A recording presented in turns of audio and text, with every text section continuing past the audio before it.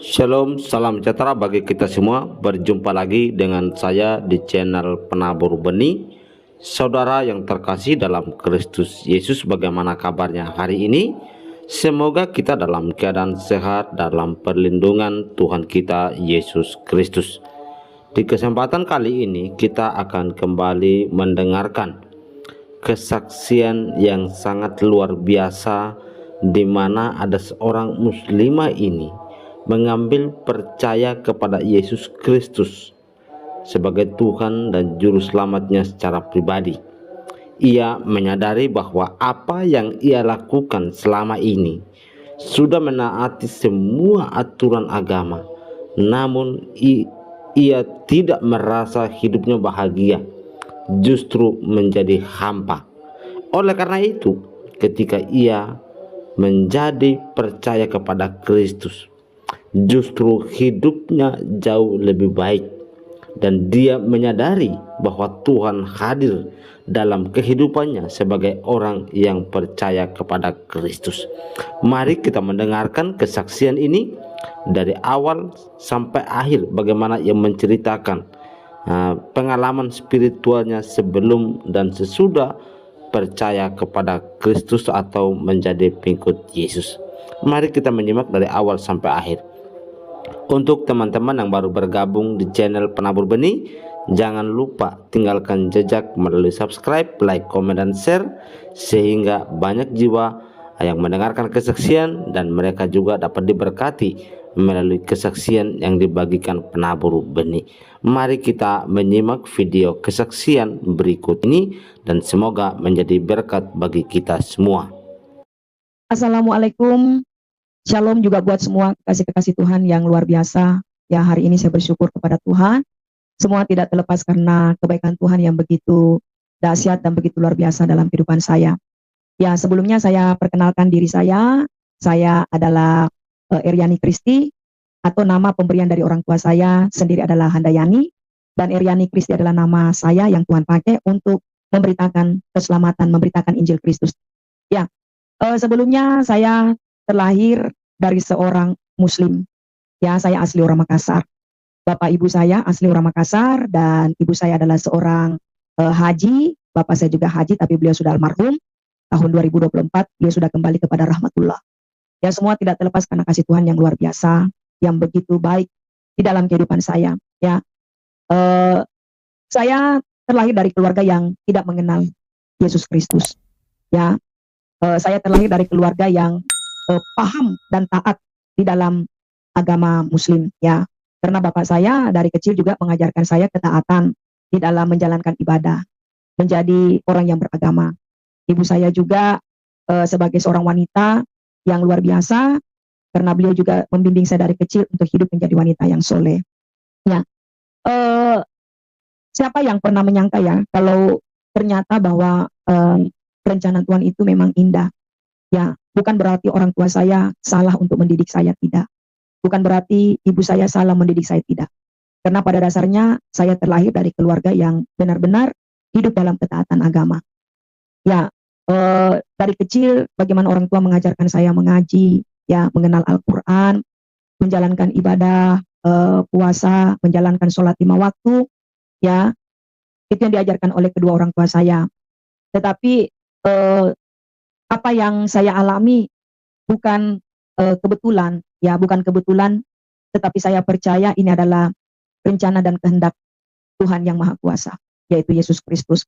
Ya, saya lahir besar di Makassar, ya, tapi di waktu saya masih usia kurang lebih sekitar 8 atau 9 tahun, orang tua saya meninggalkan kota Makassar. Lalu kami pergi merantau di salah satu kota yang ada di Sulawesi Tenggara, yaitu kota Kendari. Ya, nah di sanalah saya menghabiskan masa kecil saya di Sulawesi Tenggara. Ya, di sana saya bagaimana layaknya seorang anak kecil, ya, bermain, ya, menikmati masa-masa anak-anak, menikmati kehidupan sebagai seorang Muslim. Kalau sudah waktunya mengaji jam 4 sore, ya saya harus pergi mengaji. Ya, nanti selesai mengaji, sholat maghrib, baru saya pulang ke rumah. Itu, ya, bukan berarti bahwa agama yang dulu salah dalam apa yang saya lakukan, tidak. Tetapi semua tidak terlepas dari kehendak Tuhan.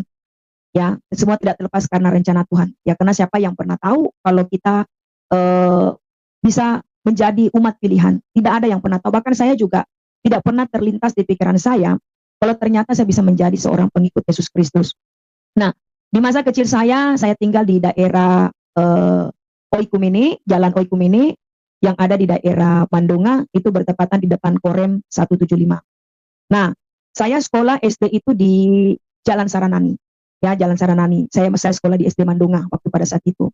Nah, setiap saya pulang sekolah itu dari Jalan Saranani, ya dari Mandonga menuju ke rumah saya itu di Gang Oikumene, itu cukup jauh, teman-teman ya, cukup jauh. Ya, kurang lebih sekitar 20 menit perjalanan ke sekolah dari rumah menuju ke uh, dari rumah menuju ke tempat sekolah saya. Nah, setiap saya pulang sekolah, saya selalu mampir di gereja, ya. Karena di rumah saya itu kalau mau menuju kalau mau menuju ke rumah, saya harus ambil jalan kompas melewati gereja itu supaya saya bisa lebih cepat sampai di rumah. Karena kalau saya lewat jalur utama itu jauh. Jadi saya lewat jalan kompas, saya lewat dari Masjid Al-Kausar, lalu saya masuk lagi ke Ganggang, akhirnya ketemulah dengan gereja. Nah, kalau saya capek pulang dari sekolah, itu saya suka mampir di gereja itu, ya. Saya suka mampir di gereja itu berteduh, duduk, ya. Karena kan perjalanan dari sekolah lumayan 20 menit. Nah, kadang biasa saya tidak tahu ya apakah itu pastor, apakah itu gembala, karena kan saya muslim. Saya tidak tahu itu. Tapi setiap kali saya pulang dari sekolah, ya, saya suka apa namanya, mampir di gereja itu.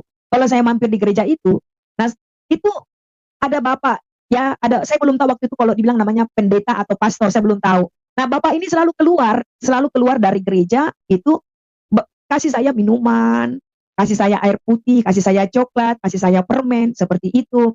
Nah, saya dengan teman-teman saya yang lain, ya bukan cuma saya sendiri, jadi teman yang satu arah dengan saya, kalau pulang, dia kita selalu mampir, dikasihlah kita permen, kasih coklat, kasih minuman Fanta, gitu kan. Nah, waktu di zaman itu kan, ya minuman-minuman kayak seperti Fanta itu hanya dimiliki orang-orang yang berkelas, orang-orang yang punya duit, ya. Nah, contoh kayak seperti saya ini dulu yang hidup dengan latar belakang yang sederhana, ya, jarang sekali kita minum seperti itu, saudara kekasih ya. Ini juga sebenarnya lucu juga ya, karena saya sendiri di masa kecil itu saya bisa kenal minuman-minuman seperti itu Fanta, ya, dari gereja tersebut seperti itu ya. Jadi saya setiap kali saya pulang sekolah saya bilang sama teman-teman saya, nanti kalau kita pulang sekolah kita mampir yuk ke gereja. Itu bapak-bapak itu suka kasih kita Fanta, suka kasih kita permen, suka kasih kita coklat. Jadi saya senang mampir. Jadi setiap pulang sekolah saya mampir di gereja itu. Bapak itu pasti sudah menyediakan semuanya. Nah, saya tidak tahu kalau inilah yang menjadi kehendak Tuhan, ya, saya tidak tahu. Nah, seketika itu saudara kekasih ya, kehidupan saya seperti biasa, saya jalani seperti biasa, sebagaimana layaknya seorang anak remaja, sebagai seorang wanita muslimah, seperti itu saya melakukan sholat, saya melakukan ibadah saya, ya, karena itu yang diajarkan orang tua saya, ya, karena orang tua saya itu mengajarkan bagaimana kita itu menjadi orang yang taat dalam agama, yang pertama. Kedua, ya, kalau wanita muslim itu harus paham dan mengenal Al-Quran. Dari kapan? Dari kecil. Jadi saya itu di usia 6 tahun, 7 tahun itu sudah diajarkan dengan yang namanya paham agama, hidup saleh dengan membaca Al-Quran atau rutin mengaji setiap hari, setiap waktu. Bahkan menjalankan sholat juga iya. Nah, seperti itu. Tapi saya sedikit juga rasa kecewa dengan orang tua saya, ya. Beliau sudah almarhum, tapi ini bagian dari kisah hidup saya. Saya bukan menjelekkan orang tua, tapi inilah kesaksian dan pengalaman hidup saya. Ya, saya kecewa dengan bapak saya di masa kecil saya. Ya, jadi bapak saya itu mengajarkan saya bagaimana saya harus menjadi wanita yang soleh, menjadi wanita yang beragama, wanita yang taat kepada Al-Quran. Itu semua saya lakukan. Tapi saya lihat dari kehidupan bapak saya, ternyata tidak demikian. Seperti itu. Ternyata tidak demikian. Jadi saya adalah anak dari istri kedua dari bapak saya. Bapak saya itu namanya Abdul Hamid Stobirin. Bapak saya namanya Abdul Hamid, sebentar tapi beliau sudah almarhum, saudara kekasih ya. Nah, bapak saya itu memiliki istri 3, ya. Tapi yang saya tahu waktu di masa kecil saya itu bapak saya cuma punya istri 2, yaitu istri pertama dan ibu saya istri kedua. Seperti itu. Nah, seperti biasa di masa-masa kecil saya, ya, saya terus aktif di dalam pengajian, aktif di dalam majelis masjid, ya, bukan majelis masjid, istilahnya remaja masjid, ya. Saya aktif di remaja masjid, ya. Jadi kalau misalnya jam 4 sore saya sudah pergi di musola, saya sudah mengaji. Jadi nanti saya pulang itu kalau sudah maghrib, karena itu yang diajarkan sama bapak ibu saya. Nah, setelah saya tahu kalau ternyata bapak saya punya istri lagi, punya istri ketiga, tanpa sepengetahuan saya, tanpa sepengetahuan ibu saya, disitulah saya ada rasa kecewa kepada bapak saya. Saya ada rasa benci kepada bapak saya gitu, karena siapa sih yang nggak sakit hati kalau orang tua kita disakiti, apalagi ibu saya. Karena ibu saya itu adalah orang yang paling sabar, pertama. Kedua, ibu saya itu orang yang selalu mengajarkan saya, mengajarkan saya ibadah, mengajarkan saya bagaimana saya harus menjadi wanita yang soleh, ya, wanita yang mengenal agama, mengerti Al-Quran, seperti itu. Nah, satu ketika eh, saat menjelang Natal, saya tidak tahu, ya, saya tidak tahu kalau hari itu adalah puncak kemarahan bapak saya. Saya tidak tahu kalau hari itu adalah puncak kemarahan bapak saya. Jadi waktu itu bapak saya sedang menjalankan sholat maghrib, ya, sedang menjalankan ibadahnya sholat maghrib. Nah, selesai dia sholat maghrib, ya, saya ada di kamar. Kebetulan kamar saya kan bersebelahan dengan kamar bapak saya. Jadi bapak saya sholat di sebelah kamar, saya di sini, gitu. Nah, sementara bapak saya lagi sholat, ya, saya menyanyikan lagu Natal. Saya menyanyikan lagu Natal, ya. Saya bilang, selamat hari Natal, selamat hari Natal, selamat hari Natal dan tahun baru. Terus saya menyanyikan lagi malam kudus, karena bertepatan malam itu malam Natal. Jadi besoknya Natal, bapak saya maghrib sholat, saya menyanyi malam kudus di kamar saya, Nah, saya tidak tahu kalau ternyata waktu pada saat saya menyanyikan itu mengganggu ibadah bapak saya, Akhirnya mungkin bapak saya tidak merasa nyaman waktu pada saat saya menyanyikan malam kudus. Ya, saya ngerti apa, teman-teman, ya. Saya kan masih usia 11 tahun, kalau nggak salah itu 11 apa 12 tahun. Ya, saya nggak ngerti apa-apa, ya, masa-masa itu masa-masa kecil, masa-masa remaja, masa-masa sedang aktif-aktifnya pengen taunya ini itu, gitu kan. Nah, saya nggak tahu kalau ternyata waktu pada saat saya menyanyikan malam kudus itu mengganggu sholat bapak saya. Akhirnya bapak saya mungkin dia buru-buru sholat atau bagaimana, saya nggak ngerti. Tiba-tiba dia masuk di dalam kamar, dia gulung itu sajadahnya, baru saya dipukul pakai sajadahnya. Kurang ajar kamu, anak durhaka, anak kafir. Saya kaget, teman-teman, karena saya lagi baring, baru saya lagi nyanyikan malam kudus, sunyi senyap. Ternyata begitu bapak saya datang, dia gulung itu sajadahnya, dia pukul saya setengah mati. Saya kaget, teman-teman, ya, saya kaget. Jadi saya bilang gini, Bapak kenapa? Kenapa Bapak pukul saya? Akhirnya di situ bapak saya melontarkan amarahnya. Kamu kurang ajar. Itu tidak boleh kamu nyanyikan itu. Itu lagu orang kafir. Apa artinya kafir? Saya nggak ngerti, Pak. Saya nggak tahu itu apa artinya kafir. Itu. Dan tidak boleh. Kita orang Islam tidak boleh menyanyikan lagu itu. Itu bukan lagu kita. Itu lagu orang kafir. Kamu tidak boleh menyanyikan itu. Kamu sudah mengganggu sholatnya bapak. Akhirnya bapak saya marah. Saudara kekasih, saya harus mengalami yang namanya penyiksaan dari bapak saya itu di usia 11 tahun kalau saya nggak salah, seperti itu. Nah, waktu itu saudara kekasih, ya, waktu itu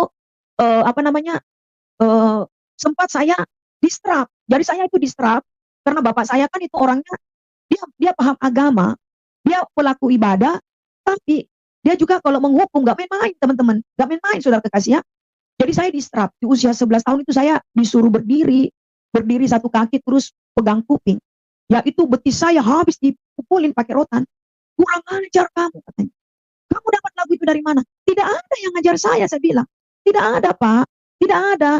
Itu. Saya cuma menyanyikan lagu ini, apa yang salah, Pak? Gitu. Akhirnya ibu saya marah. Saya juga sempat kecewa dengan ibu saya karena saya tidak salah apa-apa. Saya hanya menyanyikan lagu Selamat Natal. Saya dipukul dengan bapak saya dihukum dengan bapak saya. Ibu saya juga tidak bela saya.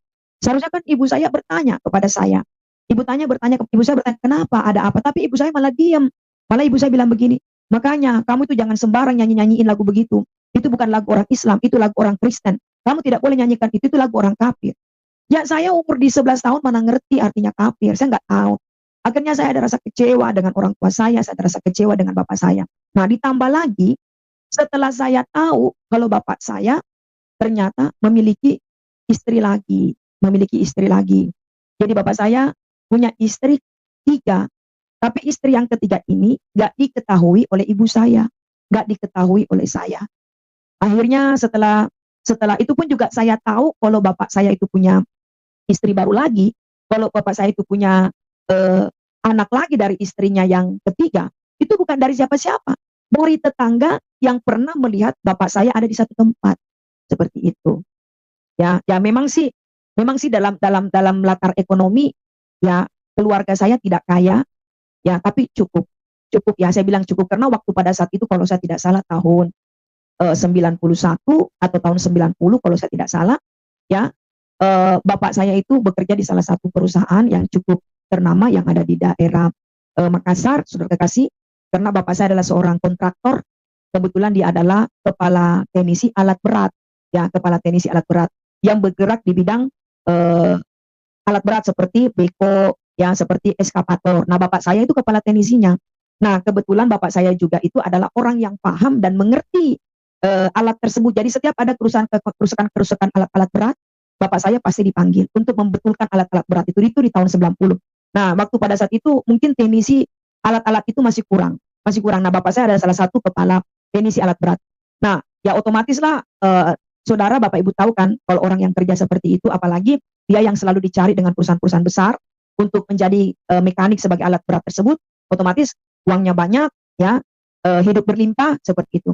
Nah, memang bapak saya itu suka keluar daerah ya, jadi di mana ada proyek yang menggunakan alat-alat berat seperti eskavator, seperti doser ya, bapak saya selalu dikirim di situ untuk menjadi sebagai kepala mekanik seperti alat-alat tersebut gitu kan. Nah, karena seringnya bapak saya keluar daerah, jadi saya sebagai anak ibu saya ya kita pikir ya semuanya aman-aman saja, saudara kekasih ya. Nah, satu ketika ya bapak saya izin bilang dia akan berangkat ke satu daerah yang namanya Ranome itu yang ada di Sulawesi Tenggara. Itu dia karena zaman dulu itu tahun-tahun 90-an saudara kekasih ya. Di Kendari itu tempatnya masih jarang penduduk ya.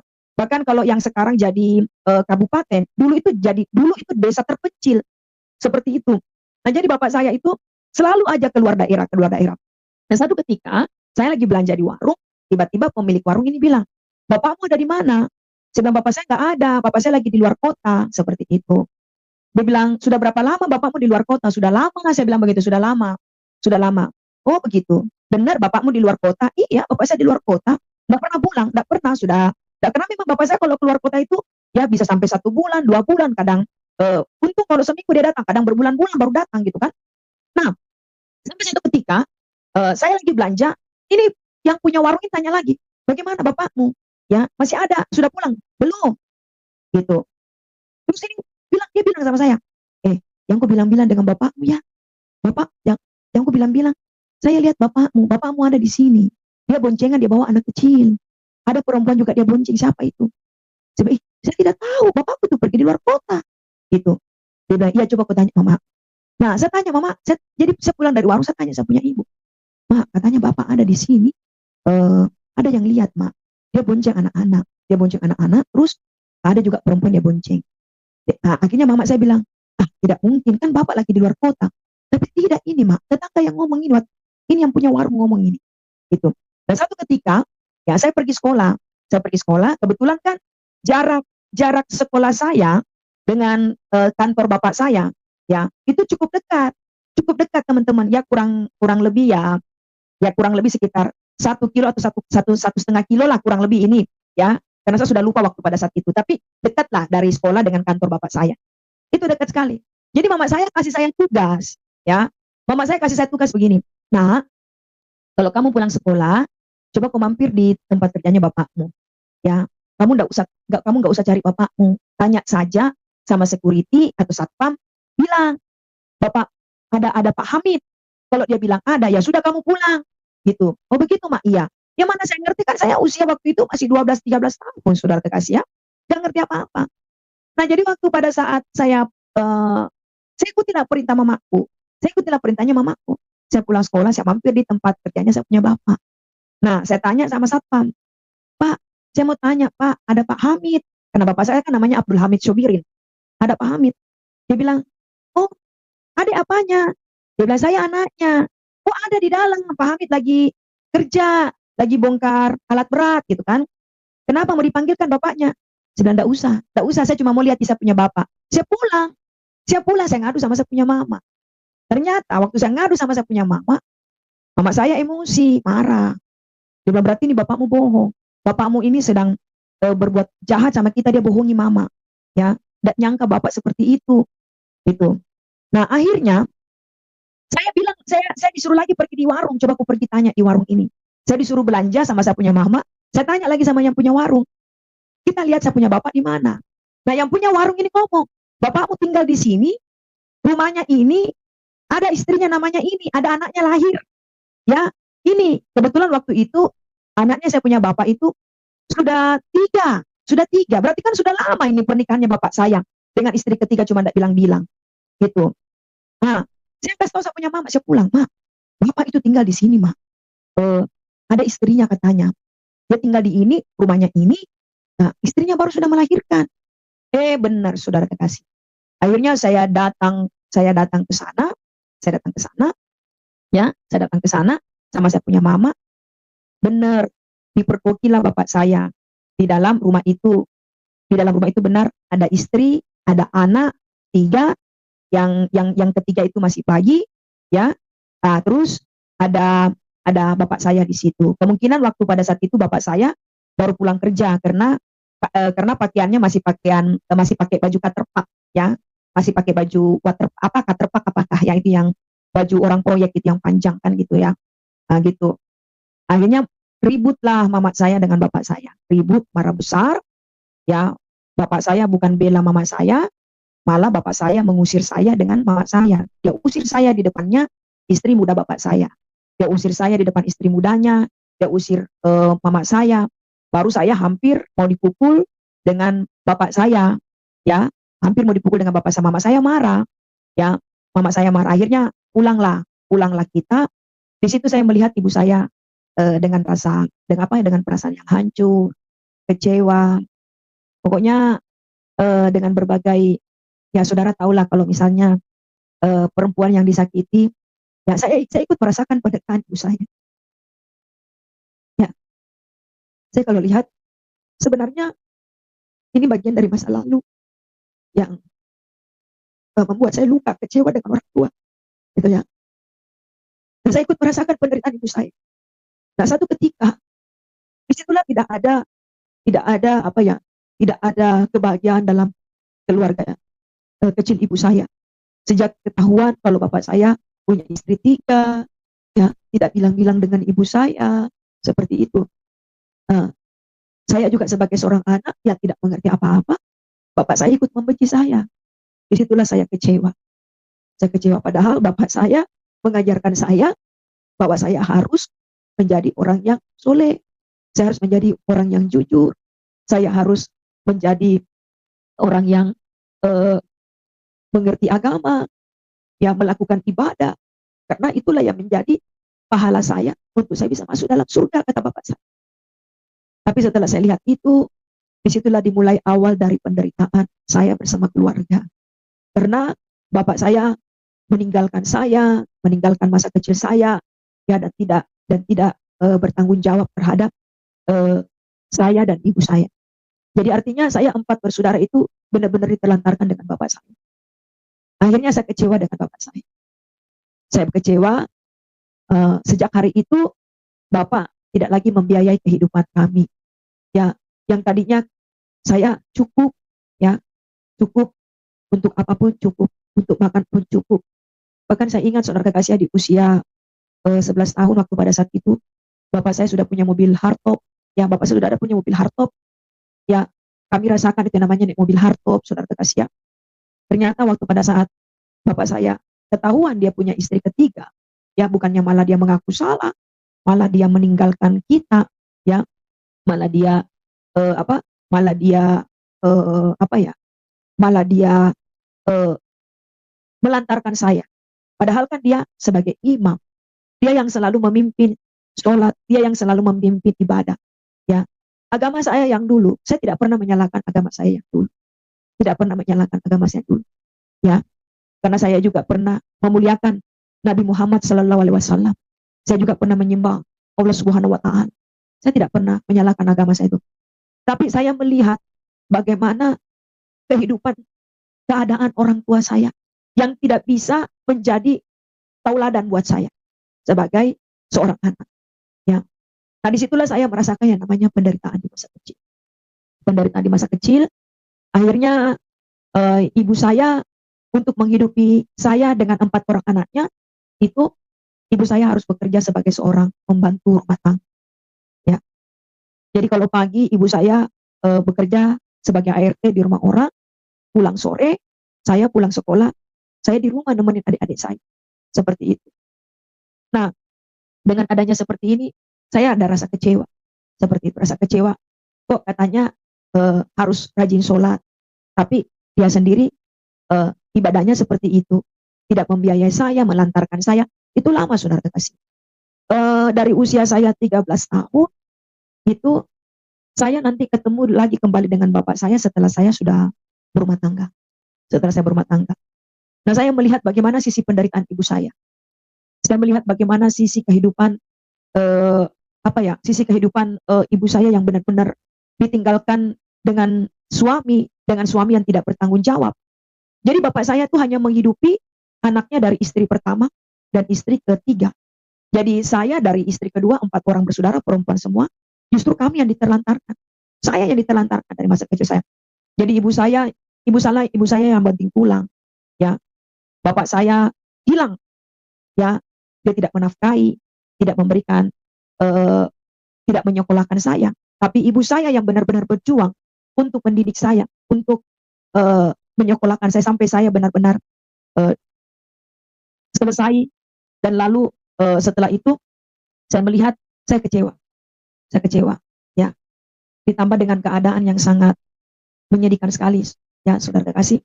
Nah, disitulah ya satu ketika saya gimana ya, bertemulah dengan seorang suami, ya, yang sekarang menjadi pasangan hidup saya. Ya, saya cuma 1 kali bersuami, ya. Saya punya anak, ya, dan luar biasanya lagi sebelum saya menjalani kehidupan saya dengan suami saya, ya, saya sempat berdoa sama Allah Subhanahu Wa Taala. Saya bilang begini, ya Allah, tunjukkanlah saya jalan yang lurus. Saya ingat dulu, saudara kasih, kalau saya sholat kan saya selalu membaca surat Al-Fatihah. Di sholat rakaat yang pertama, baik rakaat yang kedua, rakaat yang ketiga, rakaat yang keempat, baik dalam sholat Isya, sholat subuh, sholat maghrib, sholat asar, sholat zuhur, saya selalu membaca surat Al-Fatihah. Ya, saya selalu berdoa, saya bilang Bismillahirrahmanirrahim, Alhamdulillahirabbil alamin, Ar-Rahmanirrahim, Maliki yaumiddin, iyyaka na'budu wa iyyaka nasta'in, ihdinas siratal mustaqim. Saya selalu berdoa itu, ya. Nah, saya bilang di dalam doa saya itu, saya bilang, Tuhan, ya Allah, berikanlah kami jalan yang lurus, ya. Lepaskanlah kami dari penderitaan hidup. Saya kasihan dengan mama saya, ya Allah, saya bilang, mama saya itu menderita karena ulah bapak saya, ya. Tapi seperti rasanya saya itu apa ya, tidak ada, tertutup gitu. Tertutup, tidak ada yang tidak ada yang seperti itu, kayaknya jauh sekali, ya. Jauh sekali saya rasa. Ya. Bahkan apa yang saya doakan itu tidak menjawab, ya. Nah, sampai satu ketika saya bilang begini, sebenarnya saya capek dengan hidup begini, ya Allah. Ya, saya kasihan dengan mama saya, ya Allah. Bapak saya itu tidak bertanggung jawab. Tolong mama saya, seperti itu. Saya tidak mau mama saya menderita. Saya tidak mau mama saya mati tulang dari pagi sampai sore hanya untuk menghidupi saya, sedangkan bapak saya di sana orang yang berkecukupan, ya, orang yang berkelimpahan, seperti itu. Akhirnya saya bilang sama mama saya, Pak, Bapak itu tidak bertanggung jawab. Ya, dia suruh saya menjadi anak yang soleh. Dia suruh saya menjadi anak yang menjadi pelaku ibadah. Dia suruh saya anak yang rajin beribadah. Tapi Bapak sendiri pembohong. Bapak larang saya menjadi orang pembohong. Bapak suruh saya menjadi orang yang jujur, tapi Bapak sendiri pembohong. Bapak itu pembohong. Buat apa Bapak sholat kalau Bapak itu pembohong? Tapi ibu saya bilang begini, biarkan Dina, sabar, fokus saja, banyak fokus saja beribadah. Semoga Allah buka jalan. Gitu. Sebenarnya tidak, Bapak. Saya harus cari suami yang tidak seperti Bapak. Saya tidak mau cari suami seperti Bapak. Bapak itu jahat. Bapak terlantarkan kita. Bapak capek-capek banting tulang, capek-capek menghidupi saya. Sedangkan Bapak pergi dari semuanya itu. Akhirnya di tahun 2000 ya, di tahun 2000, sebelum tahun 2000 ya, sebelum tahun 2000 saya ketemulah dengan seorang laki-laki yang asli orang Makassar. Ya, saya ketemu dengan laki-laki yang orang asli orang Makassar. Nah, waktu saya ketemu dengan dia benar-benar mau memilih saya untuk menjadi pasangan hidupnya.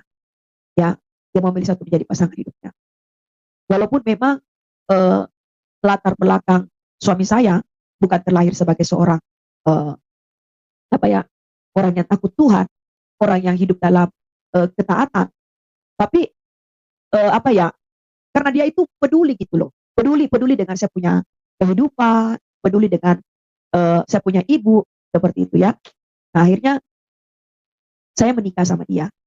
Ternyata waktu saya menikah dengan dia, saya tidak direstui dengan keluarganya karena saya hidup miskin.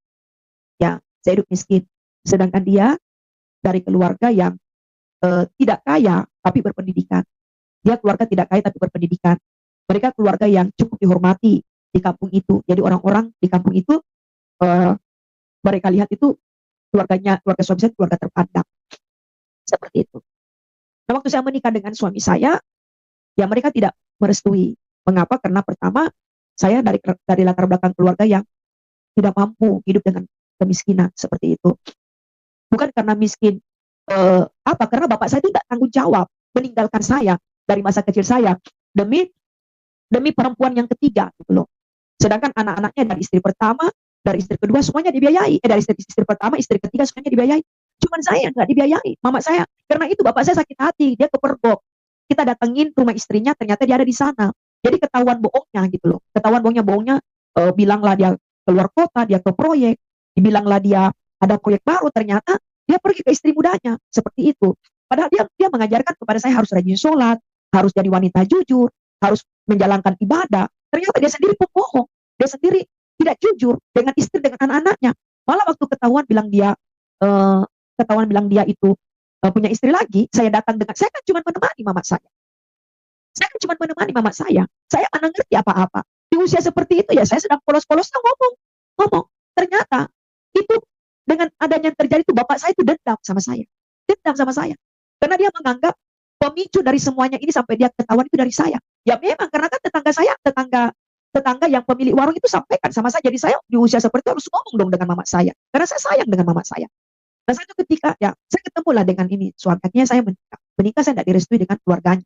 Karena keluarganya itu orang yang terpandang, orang yang terhormat, karena dia orang yang berpendidikan. Ya, karena keluarga suami saya itu ipar saya yang pertama seorang angkatan, yang kedua bekerja di Bank BCA, yang ketiga suami saya sendiri bekerja di salah satu perusahaan yang cukup ternama yang ada di Makassar, yang keempat ipar saya kerja di pertambangan minyak di Kalimantan. Pokoknya orang yang hebat lah kalau saya bilang ya, menurut saya bilang. Karena tetangga-tetangga juga di dekat keluarga suami saya itu mereka cukup menghargai mereka cukup menghargai keluarga suami saya. Nah, ternyata saya pikir bahwa apa yang saya lakukan itu semuanya adalah apa yang saya pikir lakukan semuanya itu adalah baik gitu loh, baik menurut saya. Tapi ternyata bagi mereka itu saya ini tidak baik. Keluarga suami saya itu saya ini tidak baik. Saya ini bukan orang yang baik. Karena apa? Miskin itu ya, miskin, terus nggak jelas bapaknya di mana, seperti itu. Karena waktu saya menikah dengan keluarga suami saya, ya tidak ada bapak sebagai wali, Yang menjadi wali itu cuma ibu saya dan kakek saya. Bapak dari ibu saya itu yang menjadi wali dalam pernikahan saya. Bapak saya tidak ada, jadi situlah saya dipandang rendah. Ya, jadi itulah yang membuat saya juga kecewa dalam kehidupan keluarga suami saya. Nah, ditambah lagi dengan suami saya, ya katanya dia keluarga yang percaya kepada Yesus. Ternyata dia hidupnya juga tidak sesuai dengan firman Tuhan. Tidak sesuai. Tidak bisa membimbing saya sebagai seorang istri, sebagai seorang imam. Justru suami saya ya berlaku jahat sama saya. Akhirnya di situ saya kecewa. Saya kecewa dengan bapak saya kecewa dengan ibu saya, ya, karena yang memutuskan untuk percaya kepada Yesus itu adalah saya sendiri, ya, melalui perjumpaan saya pribadi bersama Yesus. Jadi waktu pada saat tahun 2000, saya berjumpa pribadi bersama Kristus. Waktu itu saya memiliki begitu banyak kekecewaan dalam hidup saya. Ya, terutama yang buat saya kecewa itu adalah siapa? Bapak saya. Karena dia yang menjadi panutan saya. Dia yang selalu memimpin sholat, memimpin memimpin ibadah, ada sholat berjamaah di rumah kami. Bahkan dia ya, waktu pada saat bulan Ramadan, ya, dia yang selalu bawa saya untuk pergi sama-sama, ya, ayo, sama-sama dengan Bapak. Kita semua pergi pergi sholat taraweh. Kita pergi sholat taraweh. Kita sama-sama dengan Bapak. Tapi kok ternyata seperti itu Bapak saya. Akhirnya saya kecewa. Saya kecewa dengan Bapak kandung saya. Saya kecewa dengan saudara-saudara satu Bapak. Saya kecewa dengan ibu saya juga waktu saya memutuskan untuk mengikut Yesus. Saya kecewa juga dengan suami saya. Karena dia sebagai suami tidak bisa menjadi panutan dalam hidup saya. Tidak bisa menjadi panutan. Akhirnya saya memiliki kesendirian, ya, terpisah dari semuanya, terpisah.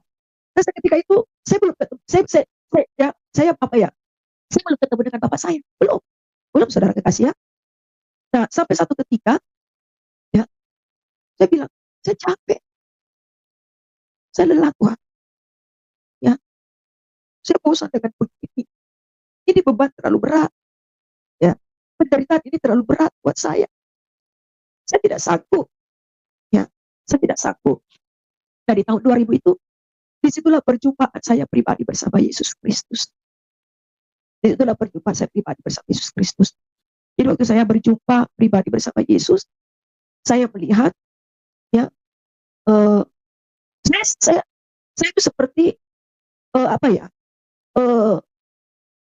saya melihat bagaimana sosok itu dia datang menghampiri hidup saya, sebagaimana waktu dia disalibkan di Bukit Golgota. Jadi kalau teman-teman lihat bagaimana keadaannya dia disalibkan di Bukit Golgota, begitulah dia datang dalam hidup saya. Begitulah dia datang dalam hidup saya. Nah, waktu itu saya diusir dengan bapak saya. Saya diusir dengan bapak saya, ya, karena bapak saya tidak terima. Saya memutuskan untuk meninggalkan keimanan saya. Tidak terima. Saya bilang begitu. Tapi saya rela. Saya bilang, tak apa-apa, Ma. Kalau Mama usir saya, Mama benci saya. Tidak apa-apa, Ma. Tidak apa-apa. Ini menjadi keputusan saya. Nah, waktu saya lihat Yesus datang, ya, dalam keadaan waktu dia di Bukit Golgota, itu saya di situ sebenarnya sedang mengalami penderitaan yang sangat yang sangat secara manusia itu kayaknya aduh saya tidak sanggup lagi Tuhan. Saya tidak sanggup lagi dengan seperti ini. Nah, saya lihat Yesus datang. Waktu dia datang, tapi waktu dia datang itu luar biasanya, ya saudara kekasih, dia tidak memberikan roh ketakutan sama saya. Tidak ada rasa takut. Saya cuma bengong begini, siapa ini? Saya cuma bilang dalam hati saya, siapa dia datang? Siapa ini? Gitu. Saya bengong. Kenapa saudara kekasih, ya? Begitu dia berdiri di depan saya tuh tersungkur, langsung tersungkur di kakinya. Ya, saya ini tangan kanan saya, ya. Saya langsung pegang itu kaki yang berlubang paku. Saya lihat itu kakinya lubang paku. Saya lihat saudara kekasih, itu saya pegang itu kakinya lubang paku. Saya bilang, Tuhan ampuni saya, ampuni dosa saya, ampuni dosa kedua orang tua saya, ampuni dosa suami saya, ampuni dosa orang yang membenci saya. Seperti itu. Nah, waktu pada saat saya tersungkur itu, ini saya lihat tangan, saya menengok ke atas begini, saya lihat dia, ya, itu matanya, mata yang memandang saya itu mata yang penuh kasih. Itu mata yang memandang saya itu mata yang penuh cinta. Ya, saya merasakan bahwa, ya, kok ada sesuatu gitu yang selama ini saya tidak dapatkan, kok ada sama dia gitu. Kok ada sama dia? Gitu. Saya melihat bahwa, ya Tuhan, Waktu saya tersungkur di kakinya, saya bilang, Tuhan ampuni saya, ampuni dosa saya, ampuni dosa suami saya, ampuni dosa orang tua saya, keluarga suami saya, ampuni dosa orang yang menghina saya, Tuhan. Itu saya lihat tangan yang berlubang paku. Waktu saya menengok ke atas, saya lihat itu matanya. Kalau mau diungkapkan, saudara kasih, sulit kalau saya bercerita, sulit sekali. Karena apa ya? Ini sesuatu yang membuat saya ada yang berbeda, gitu loh. Ada yang berbeda dan ada yang selama ini, ya, yang selama ini yang saya rasakan itu dalam penderitaan, dalam kesusahan, ya, dalam kepahitan, kecewa dengan orang tua. Saat saya bertemu dengan Yesus itu seperti saya merasakan bahwa dia begitu mencintai saya, bahwa dia itu begitu sayang sama saya. Nah, saya lihat tangan dia berlubang paku, tangan itu waktu saya menengok ke atas, tangan itu menjamah saya, kepala saya 3 kali. Sampai hari ini tuh saya masih rasakan, saudara. Dia kasih begini saya 3 kali. Dia bilang begini, anakku, aku mengasihi, anakku, aku mengasihimu. Aku mengampuni orang tuamu. Aku mengampuni itu anakku. Dan aku mengampuni suamimu. Dan orang yang membenci kamu. Ketika itu, teman-teman, saya merasakan bahwa cinta itu luar biasa. Cinta itu saya rasakan bahwa ada hal yang berbeda dalam diri saya. Saya rasakan jamahannya, saya rasakan pandangannya, saya rasakan ucapannya sampai hari ini itu saya rasakan. Ya, seketika itu saudara kekasih, saya bilang, Tuhan, selamatkan saya. Dia bilang, anakku, aku menyelamatkan. Aku mengampuni dosa. Saya Tuhan. Seketika itu saudara kekasih, saya bilang, Tuhan, ya, saya bilang, Tuhan, saya tidak pernah menyangka kalau saya bisa ketemu dengan Engkau. Nah, sampai satu ketika ya, perjumpaan pribadi ini membuat saya ingin cari tahu siapa dia. Ya, perjumpaan ini membuat saya ingin cari tahu siapa itu dia yang saya jumpai. Karena saya tidak pernah kenal dia. Saya tidak pernah tahu dia. Siapa itu yang saya jumpai. Jadi saya coba cerita perjumpaan saya ini kepada siapapun yang saya temui. Ya, siapapun yang saya temui, saya coba cerita. Saya bilang, saya sudah ketemu Yesus. Saya sudah ketemu Yesus. Saya sudah ketemu Yesus. Tapi saya dianggap orang gila, saudara kasih. Bagaimana mungkin katanya kau ketemu dengan Yesus? Kita ini tidak mengenal Yesus. Itu kita tidak tahu itu siapa itu Yesus. Yesus itu Tuhannya orang Karistek. Karena orang Makassar kan begitu, teman ya. Yesus itu Tuhannya orang Karistek. Kita tidak kenal Yesus. Saya bilang, kau itu orang gila, kau pongorok kau. Saya bilang, tidak, saya sudah ketemu Yesus. Saya sudah ketemu Yesus. Dia bilang, tidak, kau itu pongorok. Jadi saya dibilangin, saudara kasih, orang gila. Jadi siapapun saya ketemui, saya dibilang, mereka itu tidak percaya dengan kesaksian saya. Dan satu ketika, ya, saya pergilah di dalam satu gereja. Saya tidak tahu karena saya belum pernah ke gereja kan. Ya, saya pergilah ke dalam satu gereja. Dan waktu di dalam gereja itu, saya duduk paling belakang. Ya, setelah saya pulang dari gereja, saya bilang sampai ke pendeta, saya sudah saya datang di sini, saya mau cari Yesus. Siapa dia itu yang saya temui? Siapa itu dia? Saya ingin kenal dia, saya bilang. Terus dia bilang itu pendeta, siapa yang kamu temui? Bila saya ketemu orangnya begini, ada tangan, ada tangannya, ada lubang paku. Saya lihat itu badannya itu kayak apa ya? Saudara pernah lihat itu? Saya tidak tahu itu apa darah atau apa. Tapi saudara pernah lihat itu darah yang kering yang tinggal di badan itu kayak sudah bukan warna kulitnya itu sudah bukan tidak bersih begini karena mungkin itu apa ya? Bagaimana ya teman-teman lihatlah bagaimana waktu dia itu disalibkan di Bukit Golgota begitu di keadaannya saya temui sulit untuk saya bicarakan, sulit karena apa ya, tidak apa ya, tidak bisa saya bicarakan itu dengan apa ya, karena yang jelas bagaimana keadaannya dia itu di Bukit Golgota, bagaimana keadaannya dia waktu dia mau mengalami penyaliban, begitulah yang saya alami, begitulah perjumpaan itu. Jadi saya bilang siapa itu saya temui, saya cerita sama pendeta bilang, oh itu Yesus. Saya bilang siapa itu Yesus? Ya, mereka bilang itu Tuhan kami. Tapi kan saya tidak mengerti. Saya tidak tahu. Saya pergi lagi terus, saya cari dia. Saudara, berapa tahun saya cari dia itu 13 tahun. 13 tahun dan tepatnya itu perjumpaan pribadi itu di tahun 2000, tahun 2001 ya. Saya dibaptis lah. Saya dibaptis di gereja GPDI Bethesda yang ada di Makassar. Saya dibaptis di sana. Dan waktu saya dibaptis dengan yang baptis saya waktu itu Bapak Pendeta Dakosta. Ya, Bapak Pendeta Dakosta. Gerejanya masih gereja lama, sekarang kan sudah direnovasi. Masih gereja lama, kursinya itu masih kursi kayu, ya. Nah, saya dibaptis di sana. Jadi kolam baptisnya itu ada di atas di mimbar. Saya ingat itu kolam baptisnya itu ada di mimbar. Saya dibaptis di situ. Jadi ini mimbar, di bawah mimbar itu ada kolam, di situlah saya dibaptis. Dan waktu saya dibaptis sama pendeta tersebut, ya, memang pendeta ini baptisnya Bapak Pendeta Dakus tadi bilang apa? Oh, tidak usah pakai nama baptis, tidak usah, ya. Namamu ini nama yang diberikan oleh orang tua. Ya, namamu ini namamu yang bagus ini diberikan sama orang tua. Dan melalui namamu ini nanti kamu banyak memenangkan jiwa. Saya belum mengerti waktu pada saat itu memenangkan jiwa seperti apa, bagaimana itu dibilang namanya menginjil. Saya belum tahu seperti itu. Nah, jadi sejak perjumpaan pribadi saya bersama Yesus di tahun 2000, lalu saya dibaptis di tahun 2001, disitulah saya terus belajar firman Tuhan. Ya, saya belajar firman Tuhan. Ya, tapi saya belum mengerti.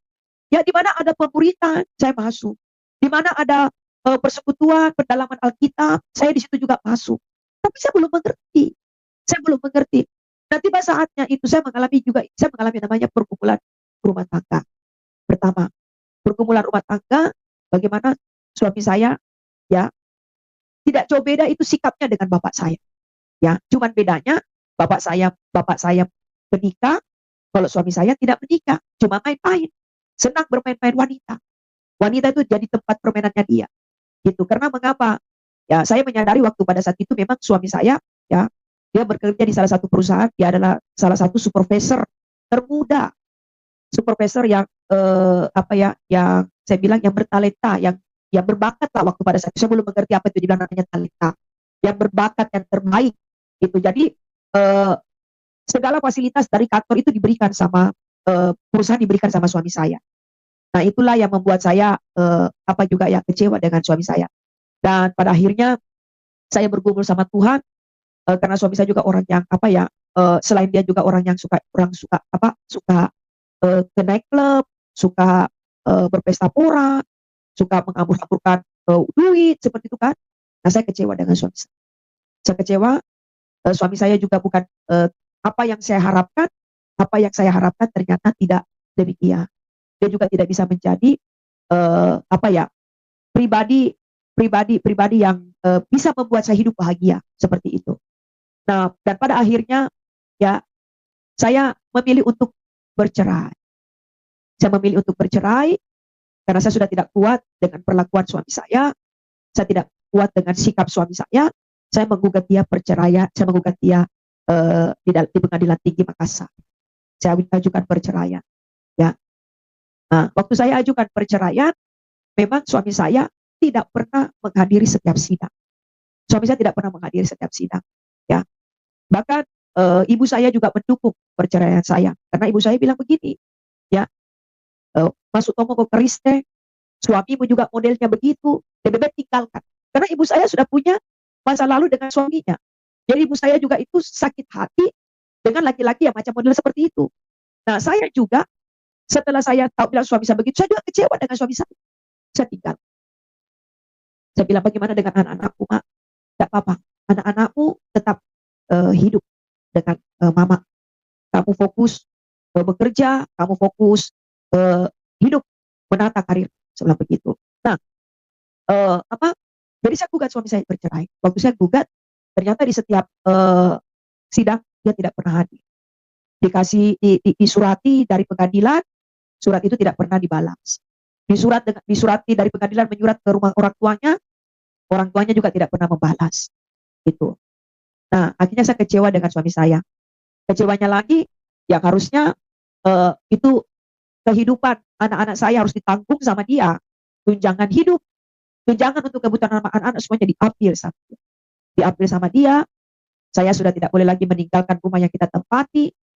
Akhirnya saya pulang ke rumah orang tua saya. Akhirnya anak saya terbagilah. Ada yang ikuti mertua saya, ada yang ikut ibu saya. Nah, tapi saya dengan keadaan ini saya tidak kuat. Saya tidak kuat. Saya juga sakit hati karena justru keluarga suami saya, ya, terutama dari pihak keluarganya dia, mendukung juga kalau suami saya mau menikah dengan wanita lain. Gitu. Nah, akhirnya sudah, saya memutuskan untuk berpisah karena saya tidak tidak sanggup tinggal di Makassar, saya tidak sanggup hidup di Makassar dengan keadaan seperti itu. Saya sedih juga lihat kehidupan anak saya. Lagi saya tinggalkan kota Makassar. Saya tinggalkan kota Makassar. Saya wanita yang memiliki talenta. Yang pertama, ya, dulu waktu masa-masa di puncak, di puncak kehidupan rumah tangga saya, suami saya orang yang memiliki karir dengan kedudukan yang bagus, ya, waktu pada saat itu, ya, saya bukan saja sebagai seorang ibu rumah tangga, tetapi kursus saya kursus kecantikan, saya kursus potong rambut, seperti itu. Saya kursus, saudara kekasih, ya. Karena jadi gini, di luar kesibukan suami saya, dia tidak peduli sama saya ambillah hal yang positif. Dengan apa? Dengan ikut begitu banyak kegiatan-kegiatan positif, termasuk kursus kecantikan, sekolah kecantikan, dan juga sekolah hairstylist, ya, potong rambut. Jadi saya punya talenta untuk make up, untuk memotong rambut, punya talenta seperti itu. Nah, setelah saya gugat suami saya, nah, inilah bekal saya untuk mencari hidup, memenuhi kebutuhan anak saya yang ada sama saya. Karena yang ada sama suami, dibiayai sama suami, dihidupi dengan suami, karena suami sudah menarik semua tunjangan hidup saya. Nah, saya kerjalah di salah satu salon yang cukup ternama yang ada di Makassar. Ya, saya kerja, tapi dengan gaji yang cukup di bawah standar, tidak mencukupi kebutuhan anak saya, karena anak saya kan saya titip di ibu saya. Itu belum kebutuhan saya, belum kebutuhan ibu anak saya. Kalau saya bilang sama suami saya, anakmu ini membutuhkan biaya hidup, itu gak pernah digubri sama dia, gak pernah dijawab. Jadi kalau saya tidak salah itu ada 2 tahun kurang lebih itu saya tidak dinafkahi oleh suami saya, tidak dinafkahi secara jasmani, karena kita sudah tidak serumah, kita sudah pisah tempat, seperti itu. Nah, akhirnya saya adalah salah satu owner salon bilang begini, kamu mau nggak pergi di salah satu kota yang ada di daerah Mumere, ya, yang ada di daerah Mumere, NTT. Saya bilang, ngapain di sana? Dia bilang, di sana kita butuh hairstylist seperti kamu, ya, butuh hairstylist bisa make up seperti kamu. Karena banyak di sana orang senang nyalot, tapi tidak ada pegawai yang seahli kamu, seperti itu. Jadi saya bilang, oke, saya siap ke sana, tapi bagaimana dengan transportasi saya? Transportasimu ditanggung, gitu. Transportasimu ditanggung, terus kamu dikasih gaji melebihi dari sini, kamu ada gaji pokok, belum lagi bonus-bonusnya. Oh ya udah. Akhirnya saya ngomonglah sama ibu saya, Mak, bagaimana Mak? Ya, Mak, bagaimana Mak? Kalau saya berangkat tinggalkan Makassar, di sana ada salon yang membutuhkan talenta yang bisa make up, bisa cato, bisa bonding, bisa potong, bisa semuanya. Mama saya pergi aja. Terus anak saya gimana? Gak apa-apa, akhirnya saya pergi. Saya pergi, saudara kekasih, ya. Saya kerja di sana, ketemulah dengan owner sana, saya kerja di sana. Ya, saya kerja. Memang benar, saudara kekasih, ya. Salon itu ramai setiap hari. Salon itu ramai, mereka entahkah itu rebonding, entahkah itu potong rambut, ramai, saudara kekasih. Nah, kebetulan ada owner, ya, yang sering sekali masuk ke dalam salon itu. Ya, saya nggak tahu ini owner dari mana. Owner dalam perusahaan apa saya tidak mau, tapi pemilik salon bilang itu pelanggan tetap. Jadi kamu harus servis dia baik-baik. Oh ya, oke. Jadi dia nggak mau pakai tenaga lain. Dia maunya saya. Jadi kalau untuk nyatok rambutnya dia, untuk hair dryer rambutnya dia, harus saya. Tidak mau yang lain karena dia cocok dengan saya. Seperti itu. Ya sudah. Akhirnya, ya, satu ketika dia sudah kenal baik dengan saya ini, pelanggan tetap ini sudah kenal baik sama saya karena dia nggak mau sama orang lain. Dia ajaklah saya. Dia bilang begini, kamu mau nggak kerja tambahan? Dia tanya dulu, berapa gajimu di sini? Saya bilang, gaji saya di sini sekian. Ada bonus? Ya, bonus ada tapi nggak banyak. Titip dapat setiap hari dari pelanggan-pelanggan salon itu, yang potong, yang rebonding, itu selalu ada. Itu makan saya ditanggung dengan owner, itu tempat tinggal juga ditanggung sama owner, itu cukup gak buat kebutuhan kamu? Saya bilang, kalau untuk kebutuhan saya pribadi cukup, tapi kalau untuk kebutuhan saya dan anak saya di Makassar jelas minus. Saya bilang begitu. Akhirnya dia bilang begini, kamu mau gak kerja di tempat saya? Saya bilang, kerja apa? Gitu kan. Dia bilang, saya adalah owner salah satu klub yang ada di daerah tersebut. Saya nggak usah sebutkan ya. Eh, terus saya bilang, oh begitu, jadi apa? Saya bilang, saya bilang jadi apa? Dia tanya, usia kamu berapa? Waktu itu usia saya 28, 27 masuk 28 tahun. Usia 27. Ya, saya bilang gitu. Saya 27 dan 28 tahun. Dia bilang, oh masih muda ya? Iya. Dia bilang gitu. Kamu mau kerja di tempat saya? Tapi kerjanya gampang kok. Dia bilang, "Eh, kamu," dia tanya dulu, tutup salon jam berapa? Saya bilang tutup salon jam 9 malam. Karena kita kan dibagi shift. Buka jam 8 pagi, ya sip-sipan seperti itu. Dia bilang, oh ya gitu ya, iya. Ya udah, kalau kamu mau bisa kok, karena tempat kerja saya klubnya dia kan juga bukanya jam 9 malam. Seperti itu. Saya tanya dulu, jadi apa di sana? Jadi apa? Dia bilang, saat ini klubnya itu nggak ada maminya, maminya. Karena waktu itu kan usia saya 27 tahun dan saya juga sudah punya anak. Ya kamu jadi mami aja. Saya lagi butuh mami nih. Saya bilang, ah saya nggak ngerti, saya nggak bisa. Saya nggak punya pengalaman di sana, saya bilang begitu. Saya nggak punya. Udah nggak apa-apa, nanti saya ajarin kamu. Nanti saya ajarin kamu.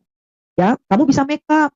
Ya, karena saya itu memang orangnya dari dulu, dari zaman saya gadis, ya, dari zaman gadis sampai sekarang hobi rambut panjang. Memang saya suka rambut panjang.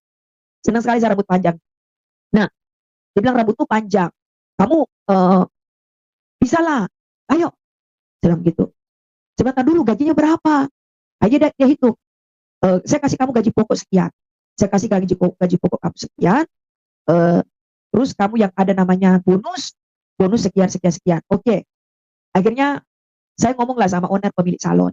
Ya, pemilik salon bilang begini. Bisa, kalau kamu mau kerja aja bisa. Soalnya dia juga di sini, saya juga nggak bisa larang.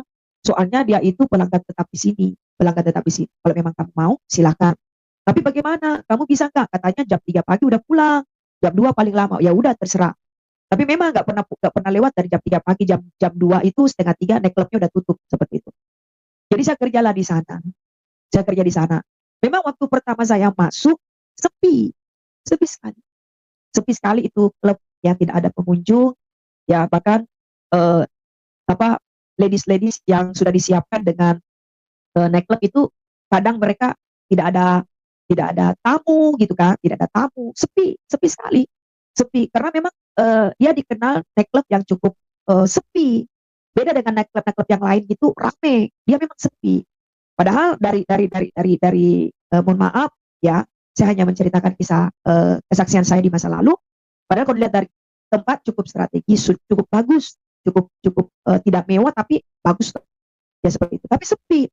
Nah setelah saya bekerja di sana 1 bulan, ya gemparlah naik klub itu kalau mami dari klub ini eh, ya dulu kan masih muda, dulu masih umur 27 tahun, belum ada mengkerut, body masih bagus, belum gemuk begini ya. Jadi mereka bilang, nih ada mami di sana yang cantik orangnya gitu ya. Menurut mereka ya, saya tidak memuji dia, tapi menurut mereka cantik orangnya, eh, orangnya begini katanya gitu. Akhirnya dari mulut ke mulut, naik klub itu rame, saudara kekasih, rame. Dan pada akhirnya naik klub itu para tamu-tamu yang masuk itu, tamu-tamu yang masuk, mereka lebih senang ngobrol sama saya, mereka lebih senang saya temani mereka dibanding ladies mereka, dibanding para ladies yang sudah saya siapkan gitu, yang sudah mereka tak mau. Jadi rame lah, yang seharusnya naik klub ini dalam 1 hari itu, dalam 1 malam itu pemasukan cuma sekian puluh juta. Setelah saya bekerja di sana, saya masuk 1 bulan di sana, naik klub ini bisa pemasukan itu bisa ratusan juta dalam 1 minggu, ya ratusan juta sampai dalam 1 minggu. Karena tamu-tamu itu bilang, kami lebih suka maminya daripada ladiesnya. Jadi kadang biasa eh, jam 9 malam itu naik klub buka, ya tamu-tamu itu sudah buka nota untuk saya. Tamu-tamu itu sudah buka nota untuk saya, ya. Jadi jam bookingan yang harusnya diterima oleh ladies itu semuanya ke saya semua. Tapi saya juga tidak mau bekerja sendiri. Saya berusaha untuk menawarkan ini ladies room ini, saudara kekasih. Saya berusaha untuk menawarkan. Jadi bagaimana pintar-pintarnya saya merayu tamu itu supaya ladies ini juga mereka dapat uang seperti itu. Seperti itu. Ya memang jujur, jujur selama saya kerja di nightclub itu rame, terus dalam satu minggu itu bisa dapat sampai ratusan juta, ya. Bahkan kalau dibilang uang, jujur saya berkelipat uang, saya punya uang. Karena apa? Belum tip saya dari tamu, belum gaji saya dari nightclub. Saya punya gaji pokok dari nightclub. Ya, pertama, terus kedua, ladies yang di booking itu sama tamu, ya, mereka kalau dapat tip dari tamu, mereka juga bagi ke saya. Belum lagi tuh bonus-bonus dari minuman-minuman seperti itu. Jujur, secara pribadi saya uang berkelipat. Itu ibu saya jor-jorin duit. Ibu saya butuh berapa uang? Ibu saya telepon, mama butuh, anakmu butuh uang sekian sekian, saya kirim. Anakmu butuh uang, saya kirim. Ya, karena apa? Saya punya penghasilan dua. Belum di nightclub saya yang melebihi dari gaji saya kerja di salon. Belum gaji saya di salon. Sedangkan pemilik salon, ya, pemilik salon, dia kasih fasilitas spesial buat saya. Kalau tamu yang datang ke salon hanya khusus untuk yang cari saya. Kalau di luar itu saya tidak boleh pegang. Itu bos saya. Akhirnya jadi saya berkelimpahan, uang banyak. Saya lupa dengan suami pokoknya saya sudah lupa dengan masalah saya. Saya lupa dengan kehidupan saya di Makassar. Ya, jadi tamu-tamu yang dari klub-klub yang lain itu kepada tempat saya. Gitu, tempat saya. Bahwa ada mami yang is the best, ya. Ada mami yang is the best di klub ini. Orangnya begini, wow, begini, pokoknya itulah. Nah, satu ketika, ya, namanya saya kerja di klub malam, otomatis saya terpengaruh dong dengan lingkungan. Saya minum, saya merokok, jujur. Ya, saya minum, saya merokok karena keadaan lah. Padahal saya bukan perokok, saya bukan peminum. Karena saya menghadapi setiap tamu-tamu yang menawarkan rokok, menawarkan minum, akhirnya saya ikut minum. Akhirnya saya minum. Dan satu ketika, ya, saya mabuk berat. Saya mabuk. Saya pulang. Saya sampai di mes. Saya bilang, kok saya seperti ini, ya? Ya, saya seperti ini. Saya masuk di toilet, ya, saya muntah-muntah. Terus saya nggak bisa berdiri di toilet. Saya nangis, kok saya seperti ini sih? Ya, saya kan dulu nggak begini. Saya bilang, saya dulu nggak begini. Hidup saya nggak begini. Kok saya bisa jadi perokok, jadi minum? Ya, tapi kalau untuk jenis obat-obatan yang lain saya tidak. Ya, saya juga hampir bunuh diri saya. Jadi di sini saya punya garis-garis tangan, ya, karena kecewa dengan kehidupan, saya hampir bunuh diri saya. Jadi ini bukan karena saya melakukan hidup di dalam mohon maaf, obat-obatan, tidak. Tapi karena saya kecewa dengan, saya menyakiti diri saya sendiri. Kok saya seperti ini? Ya, kenapa ini bisa terjadi seperti itu? Ya, akhirnya saya tiba-tiba saya bisa berdiri dari kloset, dari mabuk saya masuk di kamar, saya tidur, saya telepon. Zaman itu masih HP Sony Ericsson, saudara kasih, ya. Zaman itu saya sudah pakai HP Sony Ericsson, ya. Dan seketika itu saya sampai bilang, kok saya seperti ini? Saya menangis, saya bilang, kok saya begini? Ya, padahal saya sudah ketemu sama Yesus, kok saya begini? Ya, ketika dari hati kecil saya itu seperti ada suara yang bicara, gitu. Seperti ada suara yang bicara, telepon suamiku, dia suamiku, telepon dia. Saya bilang, saya telepon gak sih, ya? Gak usah deh, dia kan sudah tidak tahu nomor saya sudah ganti nomor. Tapi jujur, nomornya itu masih saya ikat ke kepala, saya ikat. Tapi di dalam hati kecil ini, hubungi sekarang. Saya berusaha, hubungi gak ya? Saya hubungi. Akhirnya waktu saya hubungi, dia angkat. Saya tanya kabarnya, bagaimana kabarmu? Dia bilang, saya sakit. Ternyata suami saya sakit, saudara kekasih, ya. Dia sudah tidak beberapa hari sudah tidak masuk proyek, dia sakit. Saya bilang, kamu sekarang tugas di mana? Dia bilang, dia sekarang tugas di Jakarta. Oh, seperti itu. Ya, dia tanya saya, kamu di mana? Saya bilang, saya ada di satu tempat. Ya, saya ada di daerah Bubere. Saya bilang, saya di sana. Dia tanya, kamu kerja di mana? Saya jujur, saudara kasih. Saya orangnya gak suka bohong. Ya, karena saya membenci kebohongan. Awalnya saya benci kebohongan itu dari bapak saya. Bapak saya mengajarkan kejujuran, tapi bapak saya pembohong. Jadi saya jujur. Saya kerja begini. Akhirnya suami saya marah besar. Saya bilang sama suami saya, kamu marah, saya tidak jadi masalah. Yang buat saya seperti ini, kamu, saya bilang.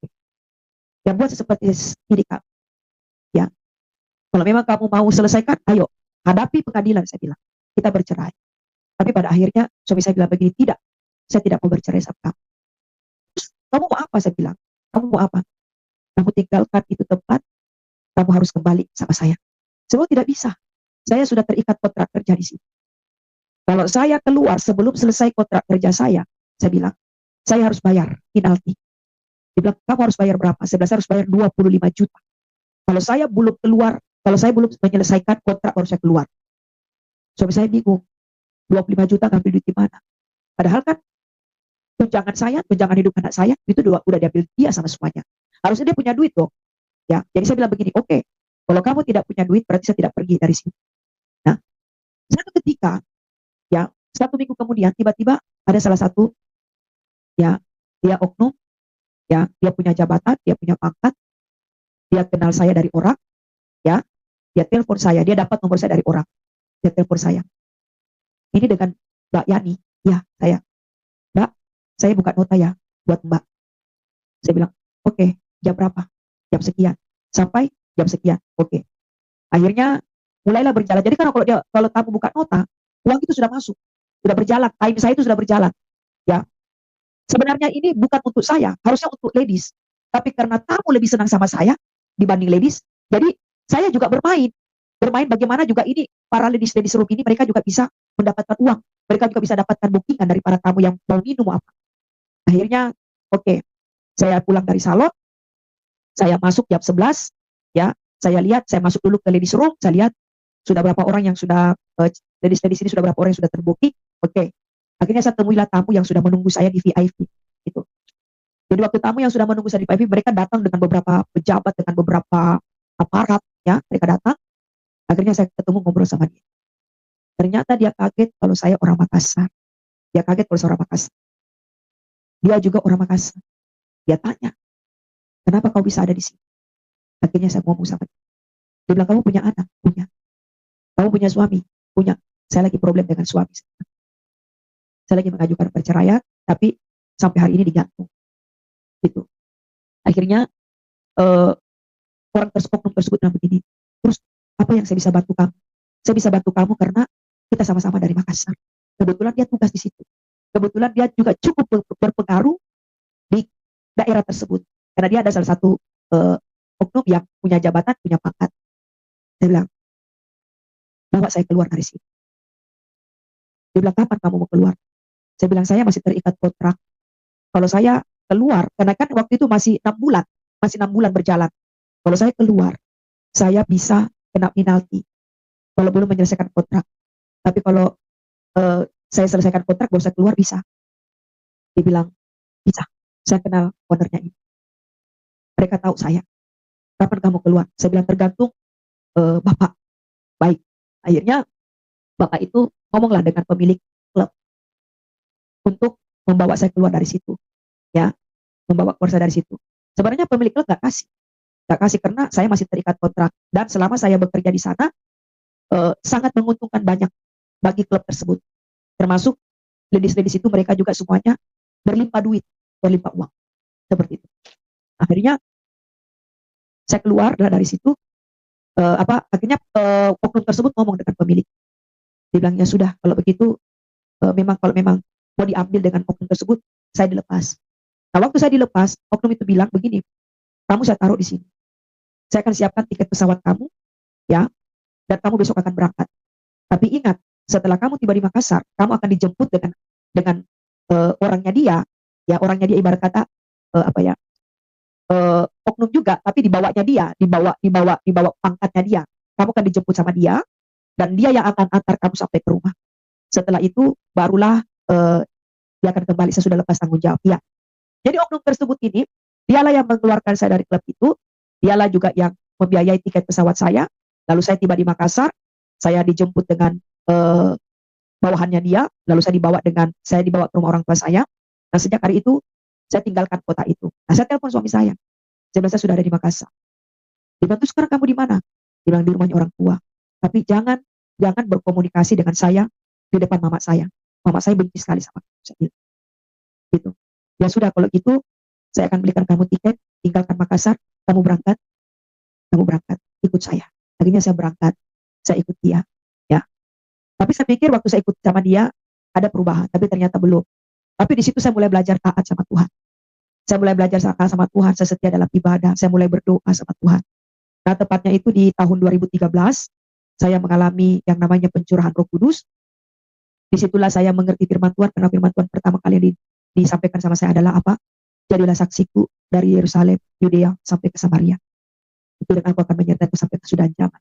Sejak hari itulah, saya terus belajar taat, setia, terus berdoa kepada Tuhan untuk memenangkan bagaimana suami saya itu menjadi orang yang takut Tuhan, meninggalkan dosa, meninggalkan kejahatan, meninggalkan segala kebencian, amarah itu. Dan puji Tuhan, 13 tahun itu saya berdoa sama Tuhan, suami saya menang. Dan suami saya menjadi orang yang takut Tuhan, dan menjadi orang yang percaya Yesus, dan kami tidak jadi bercerai. Kami hidup kembali, rukun, dan sampai hari ini. Demikian kesaksian saya. Banyak kebaikan Tuhan yang saya alami. Tuhan menjawab doa saya. Jadi gini, waktu pada saat saya juga dipulihkan hubungan saya dengan suami, iblis rebut anak saya yang pertama. Anak saya yang pertama meninggalkan Yesus, lalu dia percaya kepada Allah SWT dan mengikuti jalan Nabi Muhammad. Nah, sejak saat itu anak saya hidupnya terpisah. Dan disitulah saya berkumpul juga sama suami. 8 tahun saya berdoa sama suami untuk memenangkan anak saya ini. Puji Tuhan, anak saya sudah kembali dan sudah percaya Yesus kembali. 8 Puji itu Tuhan. seperti itu. Ya, demikian Pastor. Waduh, luar biasa. Jadi hidup ibu ini penuh dengan kekecewaan ya. Ya. Memang manusia boleh mengecewakan kita, orang tua, suami, saudara-saudara. Tapi ketika kita datang kepada Tuhan Yesus, maka Tuhan tidak pernah mengecewakan kita. Luar biasa kesaksian malam hari ini, dan sudah panjang lebar diceritakan. Sambil saya mau nunggu, tadi ada yang masuk cuman pergi lagi ya, nggak sabar menunggu. Satu pertanyaan dari saya, apa sih hal tersulit yang harus ibu hadapi? Hal yang tersulit yang saya hadapi. Iya. Ini di dalam sisi kehidupan atau apa nih, Pastor? Ya, dalam perjalanan ini, dalam proses ya, sudah jadi Kristen, sudah ketemu orang Kristen, tapi masih diproses Tuhan. Apa ya hal yang tersulit yang dihadapi? Apakah sampai hidup tadi? Tapi kan saya lihat tadi perjalanan hidup cukup diberkati ya, walaupun kerja di salon, lalu ada jadi mami di nightclub ya. Tapi kira-kira ada apa sih yang tersulit yang ibu pernah hadapi dalam hidup ini? Ya, yang paling tersulit dalam hidup saya, yang pertama adalah saya kecewa dengan bapak saya. Disitulah awal penderitaan. Awal penderitaan dalam hidup saya. Jadi punya kepahitan ya, tapi saya kira udah diberesin ya. Tapi sudah diberesin ya? Sudah selesai semua. Sudah. Oh, puji Tuhan. Jadi ya kepahitan dengan sosok bapak ya. Karena kalau kita kepahitan dengan sosok bapak, ya bisa saja kita jauh dari kasih bapak ya. Betul, memang saya tidak rasakan kasih bapak itu. Ya. Karena bapak sendiri benci waktu pada saat kepergok di rumah istri mudanya. Yang kepergok ibu saya dengan saya, yang pergoki bapak saya di rumah istri mudanya. Disitulah bapak saya menaruh benci dendam gitu. Padahal kan waktu pada saat itu di usia saya, di usia 12-13 tahun itu gak ngerti apa-apa kan. Gak ngerti apa-apa. Nah disitulah hal yang paling saya karena begini Pastor ya, sejak masa itu saya tidak pernah lagi ketemu dengan bapak saya. Bahkan kemarin waktu dia meninggal di tahun 2024, ya saya dengar kabarnya, karena bapak saya bilang waktu dia dengar saya Kristen, haram katanya jasadnya kalau saya menyentuh dia. Tapi memang benar, itu gak diizinkan sama Tuhan. Karena waktu di tahun 2024 bulan 11, begitu saya dengar kabarnya dia sudah meninggal, ya saya juga mau pulang, tidak bisa karena posisi jauh pertama. Kedua, kabarnya kan mendadak. Kalau orang Islam kan meninggal tidak bisa dikuburkan lewat dari 5 waktu. Ya, sebelum 5 waktu itu paling lama 3 waktu sudah harus dikuburkan, karena kan tidak disuntik formalin kan, seperti itu. Betul. Iya. Betul. Iya. Itu yang paling sulit kekecewaan sama bapak. Bapak kandung sendiri. Ya. Jadi memang betul-betul sampai bapak meninggal, ibu tidak bisa melayat ke sana ya? Tidak bisa. Tidak bisa karena udah orang Kristen kodong, iya. Udah Kristen kodong. Iya. Iya benar Pastor, benar. Jadi Kristen tapi kodong, ya. Ibu hari ini masih hidup? Bapak saya masih hidup, tapi saya juga rindu saya percaya Yesus. Oh. Dia sudah umur 60 tahun, Pastor. Kemarin Hmm. dia bilang, Mama mau ikut kamu ke tempat kamu tinggal. Bahkan mau bagaimana? Ongkos juga mahal kan, Pastor. Ongkos mahal. Saya juga pikirin kalau mama saya di saya mau bagaimana hidupnya itu bagaimana gitu. Saya juga sampai hari ini ya masih membiayai hidup bapak saya walaupun sampai hari ini bapak saya belum percaya Yesus. Ya. Saya membiayai Ya, hidup orang tua saya sampai hari ini. Ya. Kita doakan ya. Ibu ambil keputusan itu dibaptis kapan ya? 2000 berapa dibaptis? Tahun 2000, Pastor. Oh, tahun 2000 ya. Ya. Oke, ini sudah bersama kita Pak Santoso Jalu. Ya, Shalom. Salam. Haleluya, puji nama Tuhan, saudara yang terkasih di dalam Tuhan kita Yesus Kristus. Itulah kesaksian seorang Ibu Riani Kristi yang sudah menjadi pengikut Kristus. Betapa luar biasanya ia melewati banyak hal dalam kehidupannya sebagai pengikut Tuhan. Masalah, tantangan ia sudah alami semuanya ketika ia mengambil keputusan percaya kepada Tuhan Yesus. Karena itu, saudara yang dikasihi Tuhan, kita tahu bersama bahwa Yesus Kristus adalah Allah yang hidup. Hanya Dia di muka bumi ini satu-satunya Allah yang berkuasa. Dia datang ke dunia menjadi manusia untuk menyelamatkan manusia. Allah memang maha tahu, tetapi Allah tidak bisa dibatasi oleh ruang dan waktu, apalagi tidak bisa dibatasi oleh pemikiran manusia. Manusia bisa berpikir, wah, dengan kita berbuat baik, dengan melakukan apa yang benar, apa yang terbaik untuk Tuhan, hidup kita diselamatkan. Tidak. Tetapi hanya melalui iman percaya kepada Kristuslah kita mendapatkan kasih karunia, diberikan anugerah itu secara cuma-cuma. Dengan iman kepercayaan kita kepada Kristus yang sudah berkata di atas kayu salib, sudah selesai. Artinya bahwa dosa-dosa kita sudah diampuni melalui kematian dan kebangkitan Kristus. Yesus sudah mengatakan bahwa ia mati dan hidup kembali hanya untuk menyelamatkan umatnya, orang yang ia kasihi. Maka dari itu, saudara yang terkasih, dengan keyakinan kita yang kokoh, iman kita yang percaya kepada Kristus, Dia sudah menyatakan dirinya bagi kita. Tidak ada kata terlambat untuk kita tidak mau percaya kepadanya. Apapun yang ia lakukan, itu semua adalah supaya kita percaya bahwa Dia Allah yang selalu menyatakan dirinya bagi orang yang ia kasihi. Bukti dari kasihnya Ibu Riani Kristi ini, ia juga menyelamatkan keluarganya. Tuhan pulihkan mereka sehingga mereka mau menjadi berkat bagi banyak orang. Siapa yang percaya kepada Yesus melalui kematian dan kebangkitannya akan memperoleh hidup yang kekal, akan mendapatkan pengampunan dosa. Kuasa Roh Kudus akan tinggal diam dalam hidup orang yang percaya kepadanya. Karena itu Tuhan juga sudah memberikan kuasa dan penyertaannya bagi orang yang percaya kepada Dia, supaya kita memberitakan kasih itu ada kuasa. Ia berjanji menyertai kita sampai kesudahan zaman. Itulah janji Tuhan, ya dan amin dalam kehidupan orang percaya. Jadi tidak ada yang kita ragukan bahwa Yesus adalah akulah jalan dan kebenaran dan hidup. Karena itu kita harus mencari kebenarannya, bahwa hanya ada di dalam Tuhan kita Yesus Kristus. Demikian, Tuhan Yesus memberkati kita semua.